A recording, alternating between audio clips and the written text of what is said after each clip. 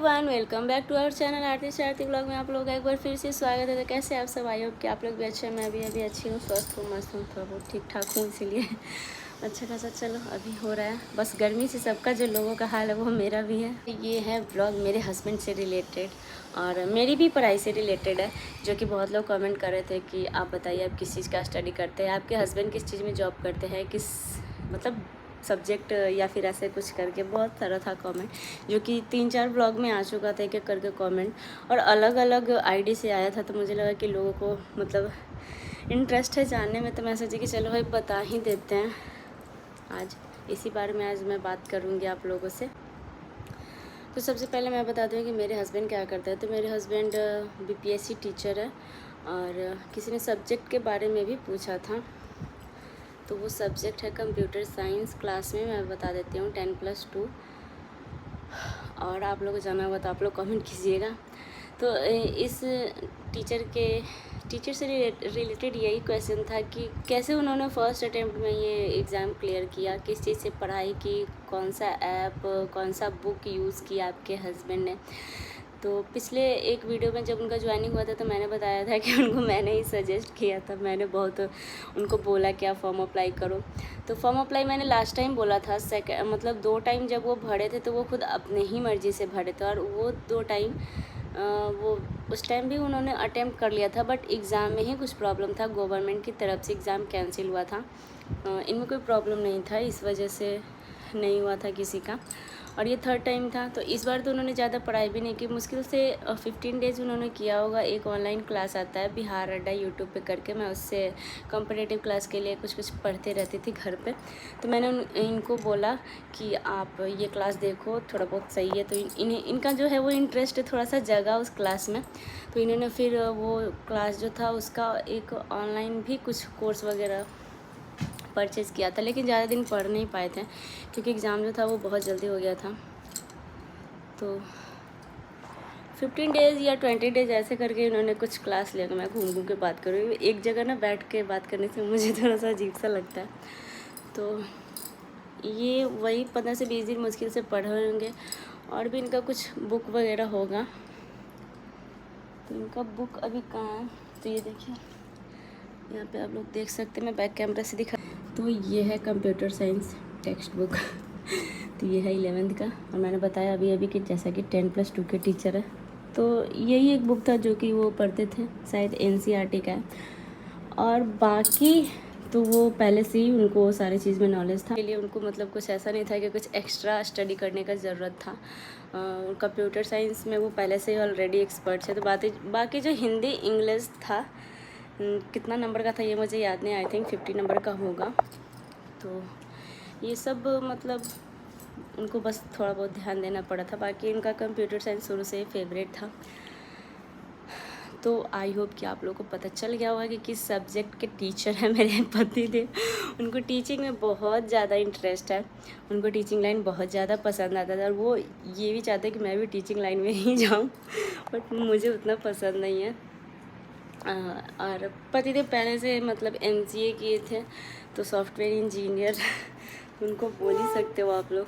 तो कंप्यूटर में बहुत ज़्यादा मतलब उनको इंटरेस्ट है इन सब चीज़ों में, इसीलिए वो टीचर भी बने तो कंप्यूटर साइंस के। अब बात करते हैं मेरी अपनी स्टडी की। मैं जो बोलती हूँ कि मेरा ऑनलाइन क्लास है, इस चीज़ का क्लास है, ऐसे है वैसे है, क्लास का टाइमिंग है, तो इस क्लास के बारे में मैंने पहले बताया था, लेकिन मैं अभी फिर से बता दी हूँ। तो मैं यहाँ पे अभी इसलिए आई हूँ ताकि मैं बुक्स वगैरह को दिखा सकूँ।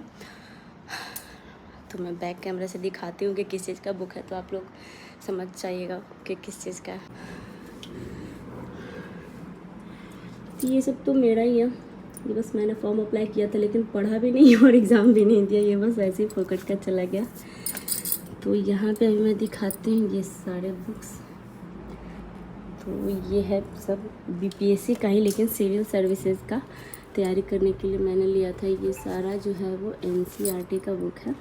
इधर मैंने इस डिज़ाइन वाले जितने भी कॉपी है वो मैंने रखे हैं, और इधर मैंने ये वाले रखे हैं, क्योंकि इस वाले कॉपी में ना जो ऑनलाइन क्लास में लेती हूँ उसका नोट्स वगैरह रखी हूँ, और इस वाले कॉपी में जब मैं ऑफलाइन पढ़ती थी मोबाइल से उसका रखी हूँ। तो इतने सारे बुक देख के आप लोग मुझे इतना पढ़ाकू मत समझिएगा, इतना बेवकूफ़ भी मत समझिएगा। मैं मतलब मेरा कोई ड्रीम नहीं था बीपीएससी का, सिविल सर्विसेज का। मेरे पति का ड्रीम था कि वो जाएं, बट वो किसी रीज़न की वजह से वो नहीं तैयारी कर पाए। उनकी रिस्पॉन्सिबिलिटी उस टाइम थोड़ी ज़्यादा बढ़ गई थी, इस वजह से वो नहीं कर पाए। तो वो मुझे बोले कि करो। और मेरा एक भाई है जो कि अभी मिसिंग है, तो उसका भी ड्रीम था बीपीएससी का। तो मैं इन दोनों का ख्वाहिश पूरा करने के लिए मैंने ये क्लास जो है वो ऑनलाइन परचेज़ किया। तो आप लोग ये चीज़ समझ सकते हो, कोई नेगेटिव कमेंट करने के पहले एक चीज़ ज़रूर समझिएगा कि अपने सपने के लिए हर कोई जीता है, किसी दूसरे के सपने को पूरा करने के लिए कोई इतना मेहनत नहीं करता है। और असल में वैसा ही इंसान होना चाहिए। अपने लिए तो हर कोई जीता है, दूसरे के लिए जीना चाहिए, दूसरे के लिए कुछ करना चाहिए। तो मेरा जो ड्रीम है वो कुछ अलग ही है। तो मैंने सोचा कि इनका ख्वाहिश है तो मैं एक बार ट्राई करके देखती हूँ, फॉर्म वगैरह अप्लाई करती हूँ। तो एक बार मैं बिना कुछ पढ़े, बिना मतलब कुछ भी जानती नहीं थी उस चीज़ के बारे में कि कैसे क्या करना है, बस मैंने फॉर्म अप्लाई किया, एग्ज़ाम देने गई। तो कुछ मतलब मुझे देने से लगा कि शायद मैं कर सकती हूँ, मेरे से हो जाएगा। और काफ़ी इंटरेस्ट मुझे लगा कि अंदर से आया, इंटरेस्टिंग सब्जेक्ट, सब चीज़ फिर से पढ़ना। और मेरा जो सब्जेक्ट है, जिस सब्जेक्ट से मैंने मतलब पढ़ाई की है वो आर्ट्स ही है। तो आर्ट्स में तो ये सब हिस्ट्री, पॉलिटिकल साइंस, ये सब तो ऐसे भी पढ़ने को मिलता है। तो फिर से मुझे लगा कि चलो यार दोबारा पढ़ने का मौका मिल रहा है तो पढ़ती हूँ। तो क्लास में ली थी पिछले ईयर, जो कि दिल्ली से था। अब शादी के बाद मैं दिल्ली नहीं जा सकती थी, लेकिन पति देव ने बोला था कि चली जाओ, या फिर मेरे लिए बोले थे कि अलग रूम रेंट पे ले देते हैं, तुम वहाँ पे सिर्फ पढ़ाई करना और बाकी तुम्हारा जो भी है गोदरेज पलंग सब तुम यहीं छोड़ के जाना। तो वो बोले कि सब चीज़ ऐसे है, मतलब एज ए स्टूडेंट वाला एकदम तुम लाइफ जियो तब पढ़ पाओगे, ऐसे घर में रह के नहीं हो पाएगा तुमसे। तो मैंने सब चीज़ सोच भी रखा था। फिर मैं ही सोची कि मेरे घर में कोई करने वाला है, मेरे यहाँ कोई पेरेंट्स नहीं। जैसे मैं अगर इस घर को छोड़ के हॉस्टल चली जाऊँ या फिर अलग रूम में लेके पढ़ने लगूँ तो इस घर में दिया भी नहीं जल पाएगा, क्योंकि मम्मी जी नहीं है यहाँ पे। और मम्मी जी रहती हैं तब शायद, लेकिन जब मम्मी जी थी तब मेरा उस टाइम किसी और चीज़ का पढ़ाई चल रहा था।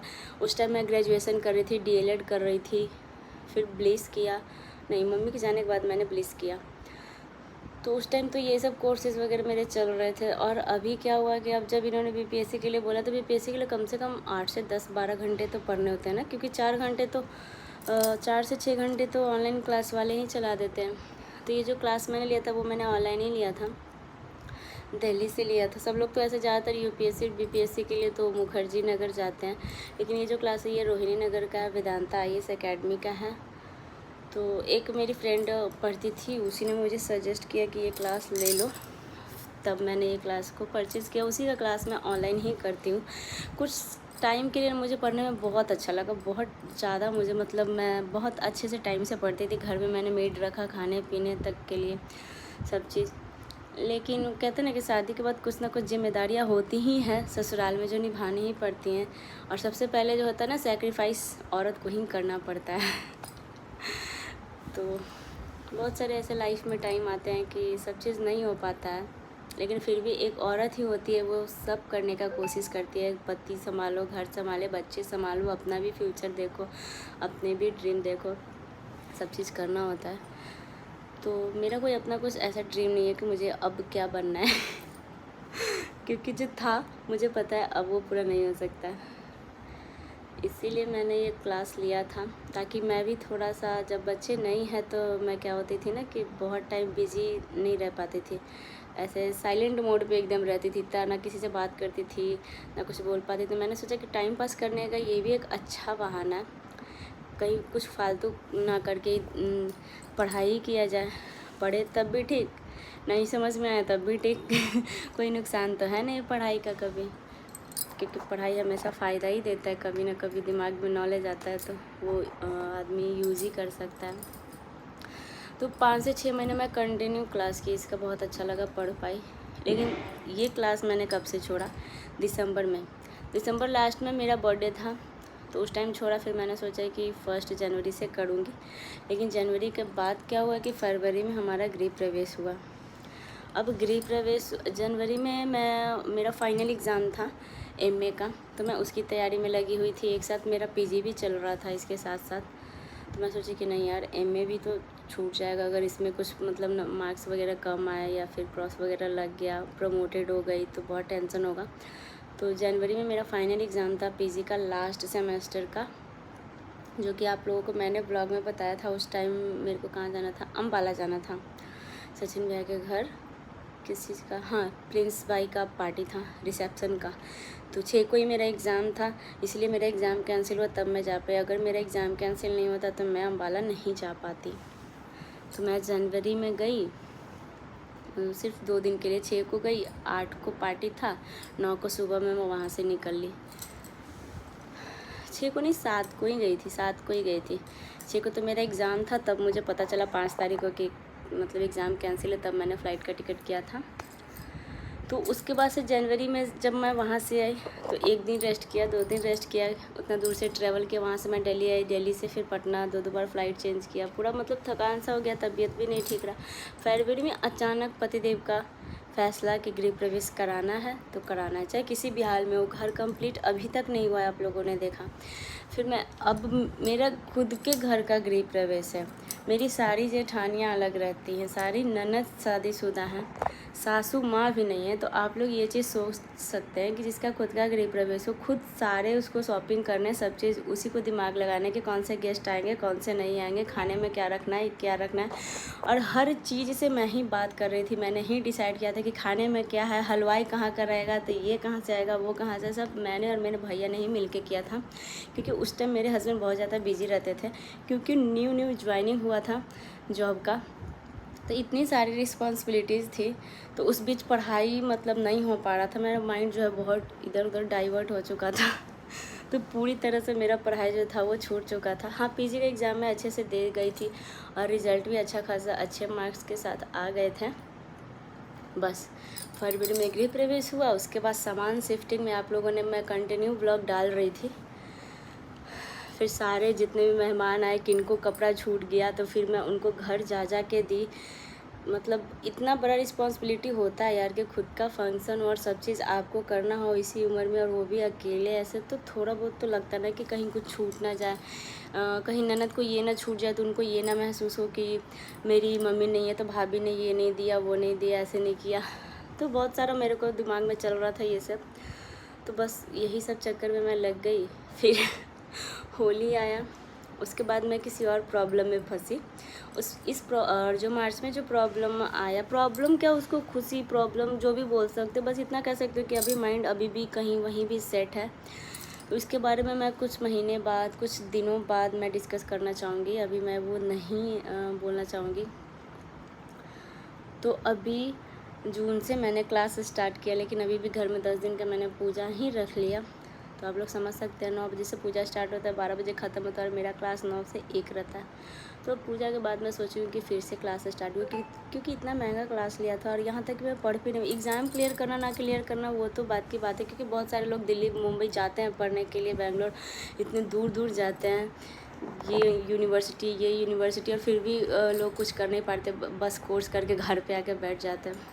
तो मैं तो कहीं गई भी नहीं, मैंने घर संभालने के साथ साथ सोचा कि चलो तैयारी करके देखते हैं। तो इस चीज़ को आप लोग नेगेटिव मत लीजिएगा। कभी कभी ना कोई लोग बिना सोचे समझे बोलते यार तुमसे नहीं होगा, इतना आसान थोड़े ही है। तो आसान सब चीज़ है, कोशिश करने पे मुझे ये लगता है ना कि अगर कोशिश किया जाए तो इंसान की ज़िंदगी में ना सब चीज़ आसान है, कोई चीज़ हार्ड नहीं। यूपीएससी वीपीएससी हम लोग जैसे ही इंसान निकालते हैं, बस उसके लिए पढ़ना ज़रूरी था। माइंड एक जगह सेट होना चाहिए कि नहीं ऐसे पढ़ना है तो पढ़ना है। बट मेरी लाइफ में इतने उतार चढ़ाव आ रहे हैं ना कि मैं पढ़ाई पे फोकस नहीं कर पा रही हूँ। यहाँ तक कि अभी मुझे पीएचडी करना था, तो नेट का एग्ज़ाम भी मैं मतलब फॉर्म नहीं अप्लाई कर पाई। पतिदेव ने बोला भी, मैं बोली कि नहीं अब नेक्स्ट ईयर करते हैं, इस साल नहीं हो पा रहा है, क्योंकि मेरा ध्यान कहीं और बिज़ी है, वो भी अच्छे कामों में ही बिज़ी है। तो मेड को रखने के लिए भी प्रॉब्लम हो रहा था कि आप तो पूरा दिन बैठे रहते हो, मेड क्यों रखे हो खाना बनाने के लिए, झाड़ू पोछा के लिए, तब तक तो ठीक था। तो मैं यही कहना चाहूँगी कि जिस पे जो बीतता है वही जानता है कि किसको किस चीज़ का ज़रूरत है। तो सबको इतना एडवाइस देने का ज़रूरत नहीं है कि इतना सलाह मत दीजिए मुझे कि मुझे किसको रखना है, नहीं रखना है, किसको बुलाना है। तबीयत ख़राब था, नहीं हो पा रहा था, इसलिए मैंने रखा। वैसे मुझे खुद ही पसंद नहीं है कि मुझे कोई खाना बना के दे या फिर कोई और मेरे घर का काम करे। तो आई होप कि आप लोगों को पता चल गया कि मैं किस चीज़ की पढ़ाई करती हूँ। मेरे पति किस चीज़ के अभी मैं डॉक्टर बोलने वाली थी तो मेरे पति किस चीज़ के टीचर हैं, किस सब्जेक्ट के टीचर हैं और कैसे उन्होंने पढ़ाई किया। तो बहुत इजी था उनके लिए पढ़ाई करना, एग्ज़ाम देना। तो अभी इस व्लॉग को यहीं पे रहने देते हैं। अभी कुछ रूम का हाल आप लोग देख सकते हैं, थोड़े थोड़े कपड़े बिखरे हुए से लग रहे हैं, तो इनको अभी मैं सेट करूँगी। मम्मी भी अभी तक यहीं हैं। मम्मी बोली कि जब तक तुम्हारा तबीयत थोड़ा बहुत नॉर्मल नहीं हो जाता तब तक मैं नहीं जाऊँगी। अब वैसे भी मम्मी मेरी बोर होती रहती है मायके में, उसका भी एक बहुत बड़ा रीज़न है। इस वजह से मैं मम्मी को यहाँ पे बुला लेती हूँ 2-4-6 महीने में, क्योंकि मैं नहीं जा पाती हूँ। इस वजह से मुझे बुलाना पड़ता है, वरना मैं अगर वहाँ जाती तो मम्मी के साथ मैं वहाँ पे टाइम बिता सकती थी। तो चलिए, आई होप कि आप लोगों को कुछ मतलब अगर मैंने कुछ गलत बोला तो उसके लिए सॉरी। कोई निगेटिव कमेंट प्लीज़ अभी कुछ महीने के लिए तो बिल्कुल भी नहीं, क्योंकि मैं ऑलरेडी ऐसे ही परेशान हूँ। और आप लोग अपना प्यार और सपोर्ट ऐसे ही बनाए रखिए। और जो लोग मेरे चैनल पर नए हैं उस चैनल को सब्सक्राइब कीजिए, लाइक कीजिए, अच्छे अच्छे कमेंट कीजिए। मैं यही कहना, अगर आप किसी को मोटिवेट नहीं कर सकते हो तो डीमोटिवेट कभी नहीं करना चाहिए। इंसान को सपोर्ट करना चाहिए जो इंसान कुछ करना चाहता है। तो चलिए, thank you so much, bye bye.